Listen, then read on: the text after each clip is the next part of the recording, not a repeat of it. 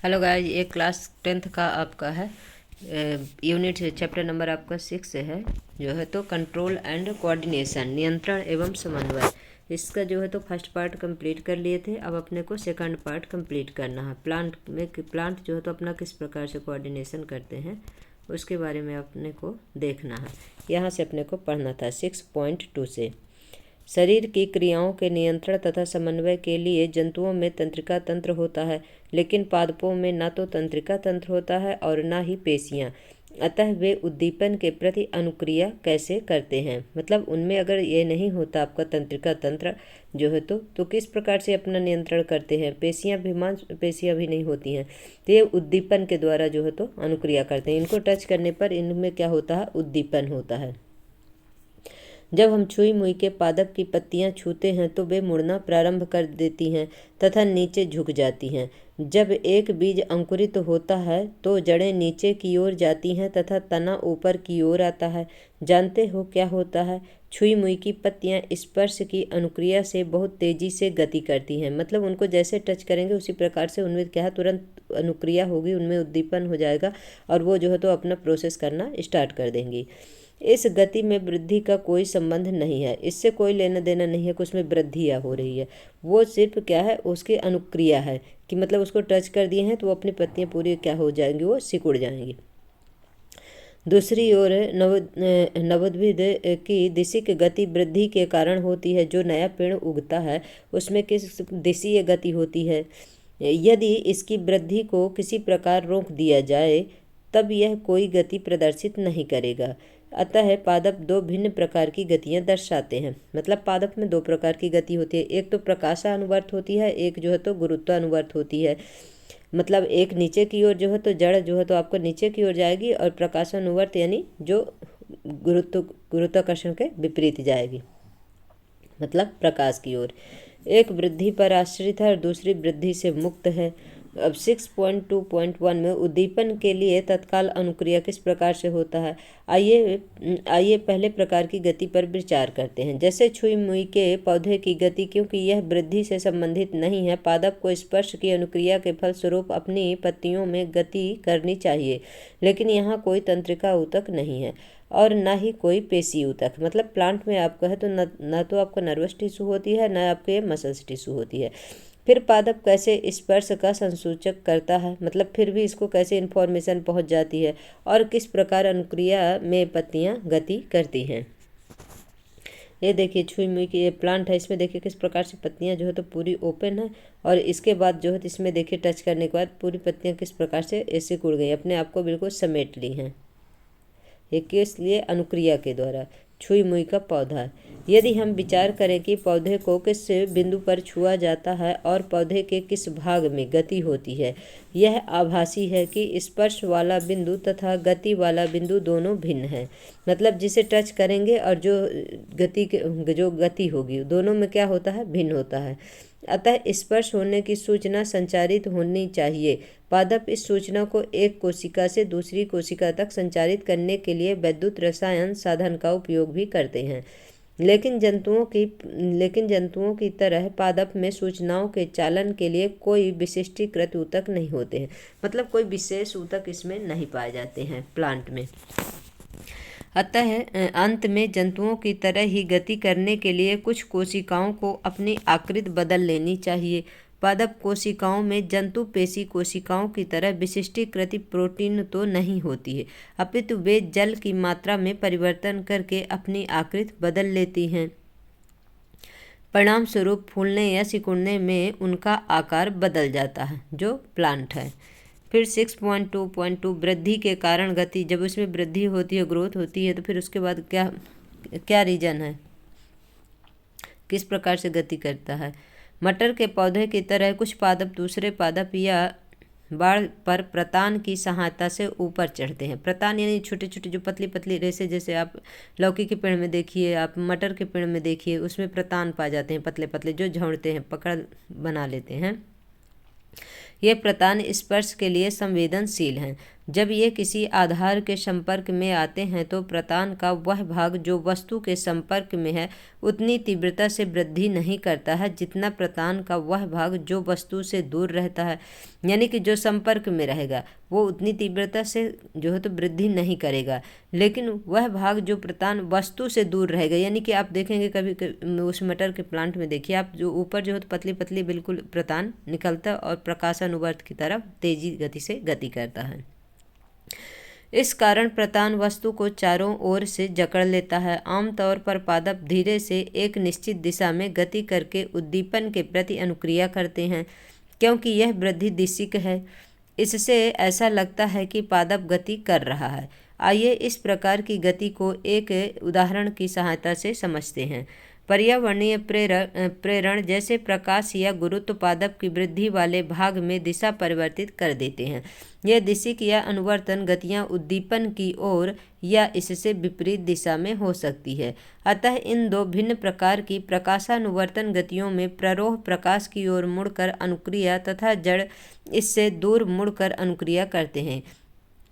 यानी कि जो प्ररोह होते हैं, जो पतली पतली जो इसमें प्ररोह होते हैं जैसे मटर के प्लांट में है, और जो आपके जो झड़ने वाले प्लांट है, ये आपका खीरा है, तुरई है, लौकी है, इनमें जो है तो प्रतान होते हैं। मटर का प्लांट है, इसमें प्रतान होते हैं। तो ये क्या करते हैं, ये जो है तो किसी जो टच हो जाएंगे तो उसको पकड़ते हुए ऊपर की ओर, यानी कि प्रकाशानुवर्त क्या करता है, गति करता है। और जो जड़ होती है तो वो क्या करता है, गुरुत्व की तरफ क्या करता है, जो तो अपना अनुक्रिया करता है, गति करता है। इससे दूर मुड़कर अनुक्रिया करते हैं। यह पादप की सहायता किस प्रकार से करता है, चलिए अब देखते हैं आगे। पादप अन्य उद्दीपनों के लिए भी अनुक्रिया करके अनुवर्तन दिखाते हैं। एक पादप की जड़ सदैव नीचे की ओर वृद्धि करती है। जड़ जो है तो गुरुत्वाकर्षण की ओर वृद्धि करेगी, और आपको जो तने हैं वो तो किस तरह करेगा, प्रकाशानुवर्तन करेगा। जबकि प्ररोह प्रायः ऊपर की ओर तथा पृथ्वी से दूर वृद्धि करती है। जो प्ररोह होती है तो पृथ्वी से दूर वृद्धि करेगी, ऊपर की ओर। यह प्ररोह तथा जड़ में क्रमशः ऊपरिगामी तथा अधोगामी वृद्धि पृथ्वी या गुरुत्व के खिंचाव की अनुक्रिया है।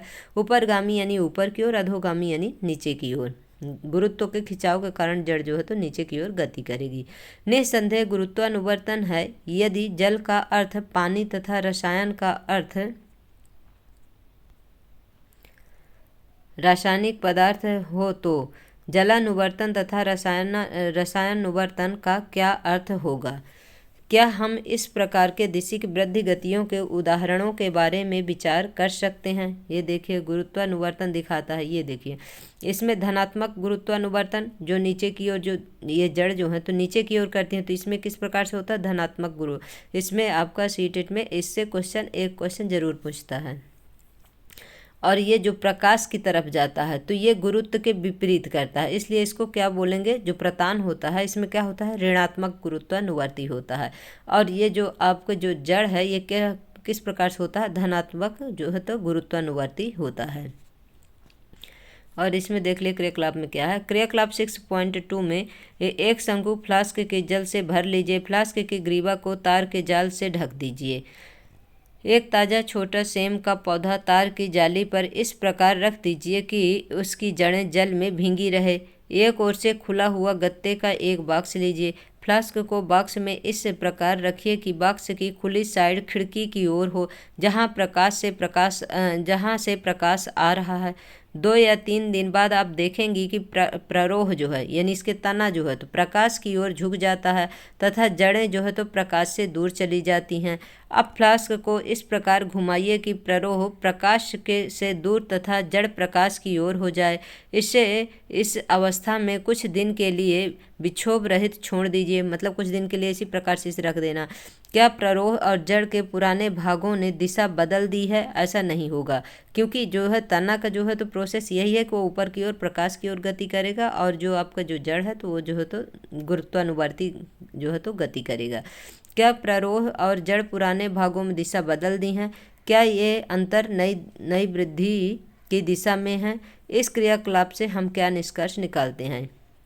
ये देखिए इसमें यहाँ से क्या हो रहा है, खिड़की से प्रकाश आ रहा है, ये प्लांट है, और यहाँ से जहाँ से प्रकाश मिलता है उसी की तरफ जो है तो इसका प्रतान जो है तो इस प्लांट की ओर के क्या है, प्रकाश की ओर गति करने लगा, और ये जड़ है तो नीचे की ओर। फिर देखिए इसको इस प्रकार से यहाँ इसमें इस प्रकार से रखते हैं। मतलब पहला क्या है, प्रकाश की दिशा में पादप की अनुक्रिया, मतलब जिस यहाँ से प्रकाश आता है उस साइड क्या करता है, गति करता है। इसके तना जो है तो प्रकाश की ओर जो है तो गति करते हैं। और इसमें देखिए यहाँ पर ये रख दिया गया है इस प्रकार से, पर फिर भी ये क्या होगा, जो ताना जो है आपका तो प्रकाश की ओर गति करेगा, ये जड़ जो है तो आपका इधर मतलब पृथ्वी की ओर यानी गुरुत्वानुवर्ती जो है तो गति करेगा। इस प्रकार से ये दोनों जो है तो गति करेंगे प्लांट। मतलब प्लांट में ये है कि जो आपका प्ररोह है, तना है, वो प्रकाश की दिशा में, और जो आपकी जड़ है वो गुरुत्वानुवर्ती दिशा में गति करेंगे। फिर इसके बाद देखिए रासायनिक पदार्थ हो तो जलानुवर्तन तथा रसायनानुवर्तन का क्या अर्थ होगा। तो क्या हम इस प्रकार के दिशिक वृद्धि गतियों के उदाहरणों के बारे में विचार कर सकते हैं। अब देखिए क्या होता है। रसायनानुवर्तन का एक उदाहरण पराग नलिका का बीजांड की ओर वृद्धि करना, जिसके बारे में हम अधिक जानकारी जीवों में जनन प्रक्रम का अध्ययन करते समय प्राप्त करेंगे। आइए एक बार हम फिर विचार करते हैं कि बहुकोशिकीय जीवों के शरीर में सूचनाएं किस प्रकार संचारित होती हैं। छुई मुई में स्पर्श की अनुक्रिया की गति बहुत तीव्र है।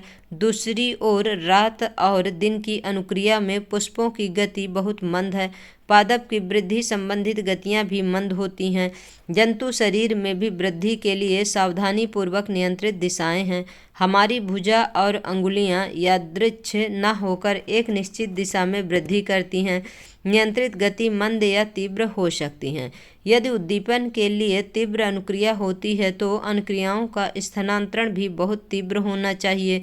इसके लिए तीव्र गति से चलने के लिए संचरण का माध्यम होना चाहिए। इसके लिए विद्युत आवेग एक उत्तम साधन है, लेकिन विद्युत आवेग के उपयोग के लिए सीमाएं हैं। सर्वप्रथम वे केवल उन्हीं कोशिकाओं तक पहुंचेंगी जो तंत्रिका ऊतक से जुड़ी हैं। जंतु शरीर की प्रत्येक कोशिका तक नहीं, दूसरे एक बार एक कोशिका में विद्युत आवेग जनित होता है तथा संचरित होता है, तो पुनः नया आवेग जनित करने तथा उसे संचारित करने के लिए कोशिका फिर से अपनी कार्यविधि को सुचारू करने के लिए कुछ समय लेगी। दूसरे शब्दों में कोशिकाएं सतत विद्युत आवेग न जनित और न ही संचरित कर सकती हैं। इसमें कोई आश्चर्य नहीं कि अधिकांश बहुकोशिकीय जीव कोशिकाओं के मध्य संचार के लिए अन्य साधनों का उपयोग करते हैं। हम पहले ही रासायनिक संचरण का संदर्भ दे चुके हैं। यदि एक विद्युत आवेग जनित करने के अलावा उद्दीपित कोशिकाएं एक रासायनिक यौगिक निर्मोचित करना प्रारंभ कर दें तो यह यौगिक आसपास की सभी कोशिकाओं में विसरित हो जाएगा। यदि आसपास की अन्य कोशिकाओं के पास इस यौगिक को संसूचित या डिटेक्ट करने के साधन हो तो उनकी सतह पर विशेष अणुओं का उपयोग करके वे सूचनाओं का अभिज्ञान रिकॉग्नाइज करने योग्य होते हैं तथा इन्हें संचारित भी करेंगे। हालांकि यह प्रक्रम बहुत धीमा होगा, लेकिन यह तंत्रिका संबंधन के बिना भी शरीर की सभी कोशिकाओं तक पहुंचेगा।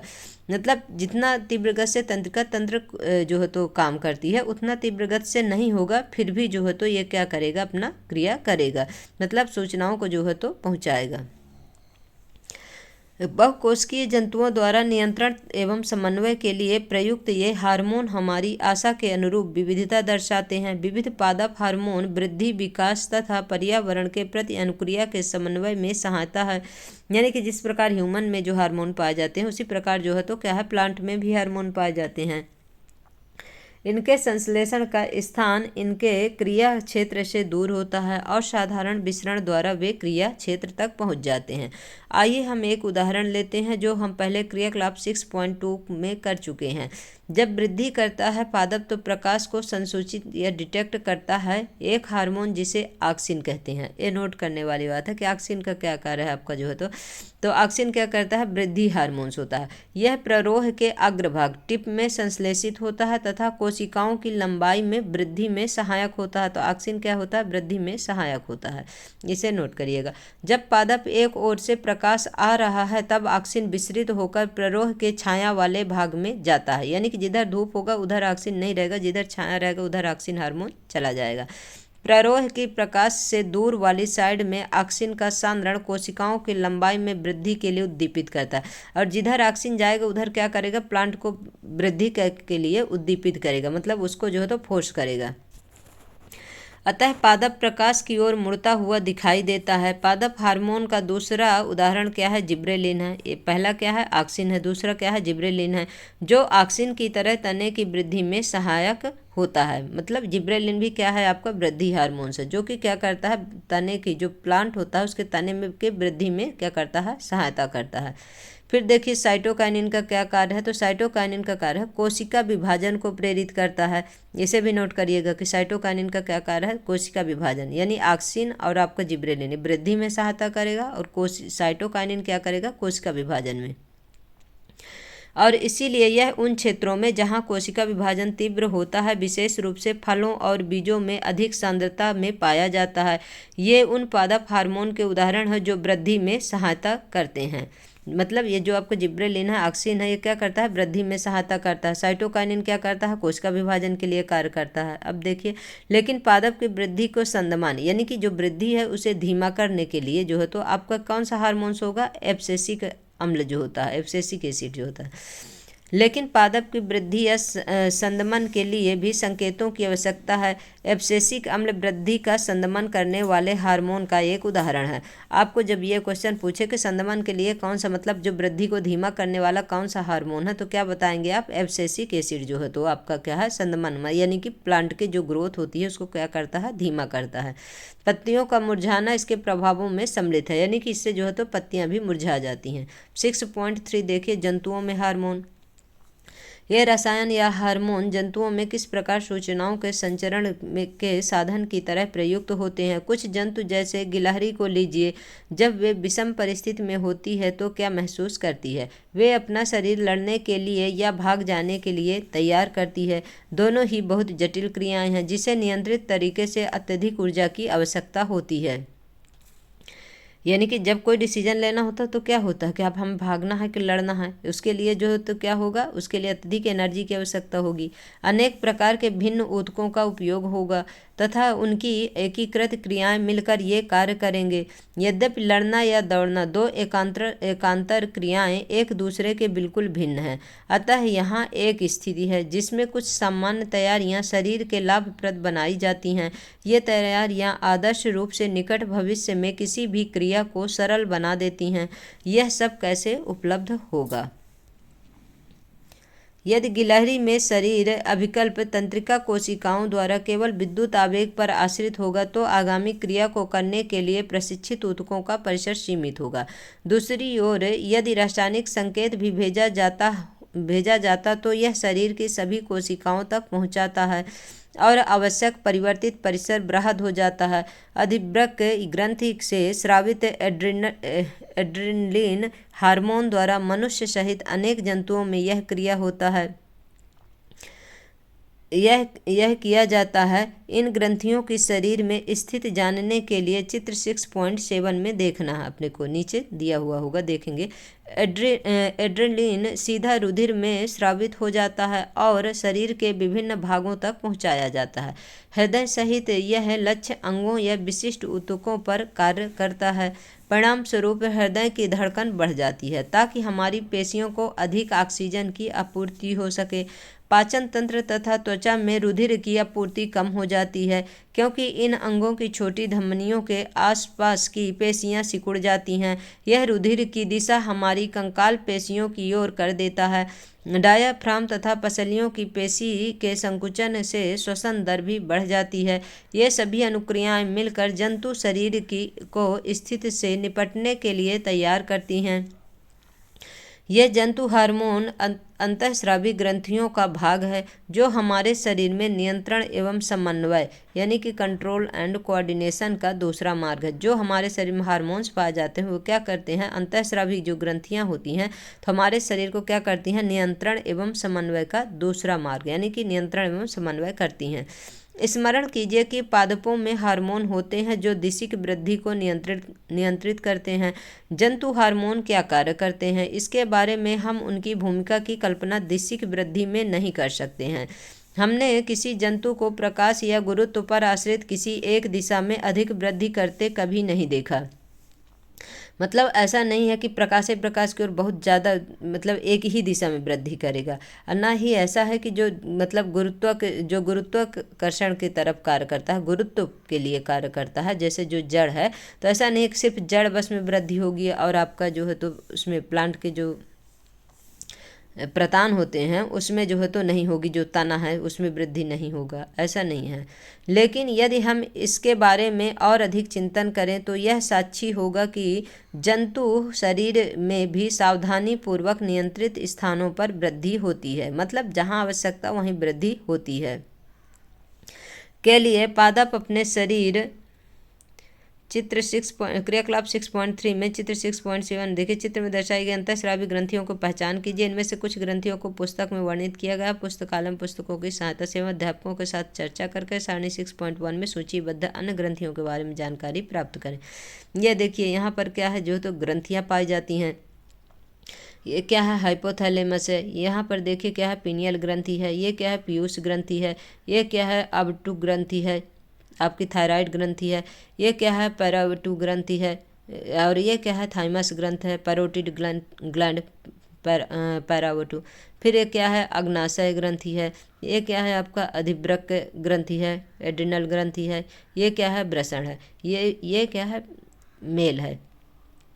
फीमेल में देखिए सभी कुछ वही पाया जाएगा। हाइपोथैलेमस ग्रंथि पाई जाएगी, पीनियल ग्रंथि ग्लैंड पाई जाएगी, आपकी पीयूष ग्लैंड है, और आपका ये थायराइड ग्लैंड है, और ये है पैरोटिड ग्लैंड है, पैराथायराइड। ये क्या है, पैरावटू ग्रंथि है, थाइमस ग्रंथि है।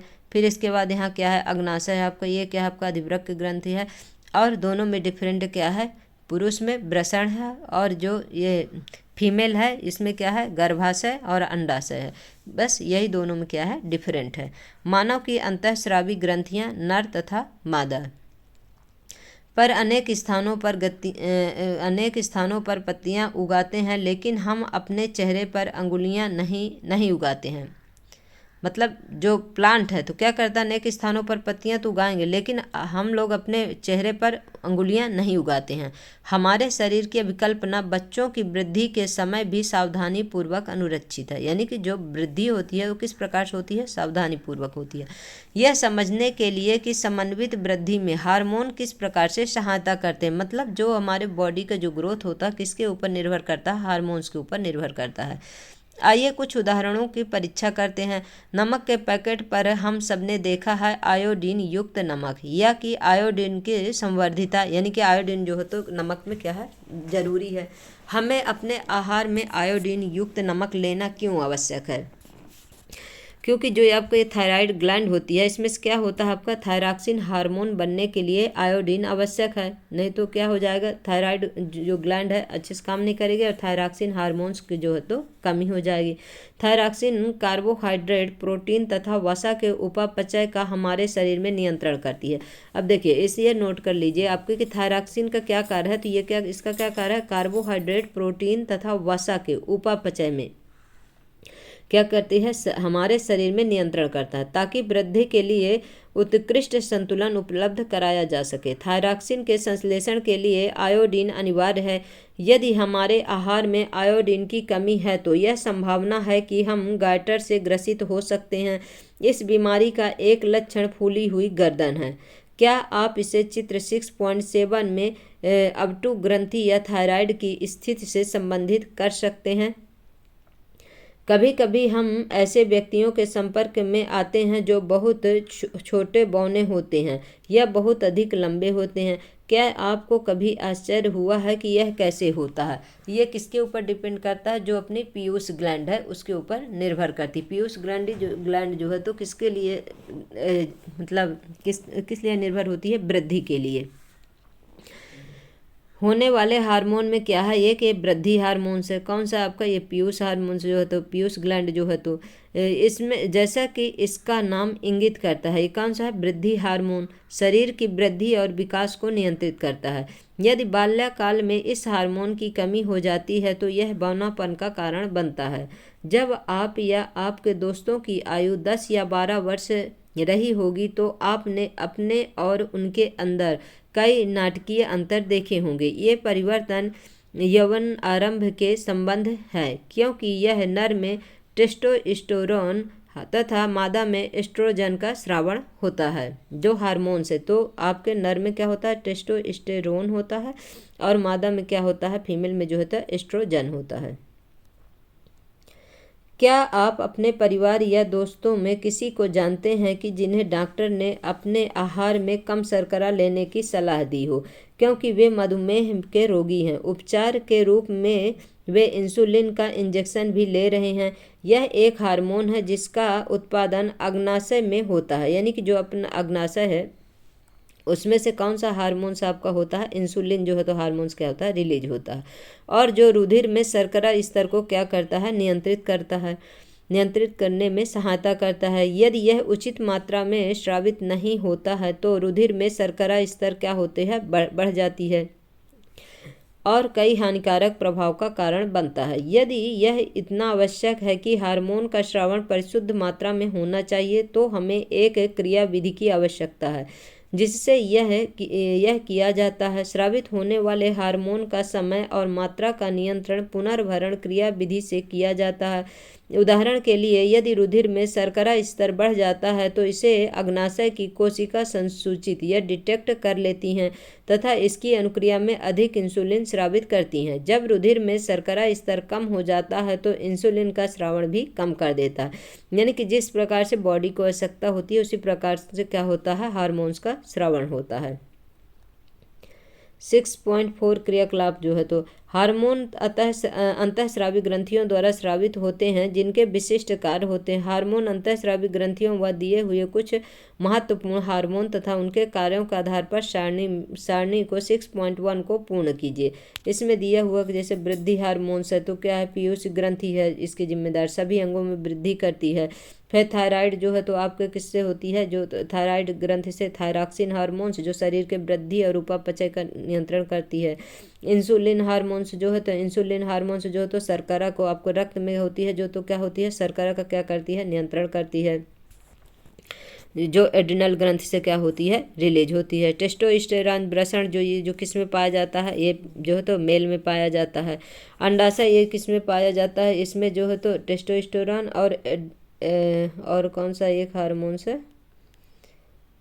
Oestrogen hormones guys. ये क्या है, इसमें जो है तो एस्ट्रोजन हार्मोन्स जो है तो अंडाशय में मादा लैंगिक अंगों का विकास व मासिक चक्र का नियमन करता है।